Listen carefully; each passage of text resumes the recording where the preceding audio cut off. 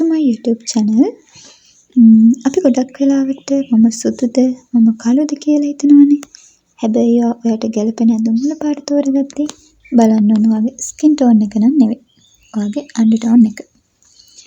ඉතින් කොහොමද අපි මේ අපේ අන්ඩර් ටෝන් එක බලාගන්නේ? මුලින්ම අන්ඩර් ටෝන් වර්ග තුනක් තියෙනවා. පළවෙනි එක තමයි වෝම් අන්ඩර් ටෝන් එක. දෙවෙනි එක කූල් අන්ඩර් ටෝන් එක. තුන්වෙනි එක නියුට්‍රල් අන්ඩර් ටෝන් එක. ඔයාගේ අතේ මෙන්න මේ පැත්තේ මැණික් කටුව ළඟ තියෙන නහරවල පාට බලන්න. ඒවා කොළ පාටයි නම් ඔයාට තියෙන වෝම් අන්ඩර් ටෝන් එක. නිල් පාට හරි දම් පාට හරි නම් කූල් අන්ඩර් ටෝන් එකක් තමයි ඔයාට තියෙන්නේ. කොළ නිල් දෙකම මික්ස් වගේ නම් නියුට්‍රල් අන්ඩර් ටෝන් එකක් තමයි ඔයාට තියෙන්නේ. හරි. එතකොට ඔයා මේ අන්ඩර් ටෝන් එකට අනුව ගැළපෙන පාට තෝරගන්නවා නම් ඔයාගේ සමේ පැහැය ඉස්මතු වෙලා ලස්සනට පේනවා. අපි දැකලා තියෙනවා සමහර පාට ඇඳන් අපව කළු වෙලා අපේ සම අඳුර වෙලා වගේ පේනවා. එහෙම වෙන්නේ මෙන්න මේ ස්කින් අන්ඩර් ටෝන් එක අඳුර ගන්න නැතුව අපි ඇඳුම් ඇඳාම අපිට ගැළපෙන්නේ නැති පාටවල් ඇඳාම තමයි අපව අඳුර වෙලා පේන්නේ.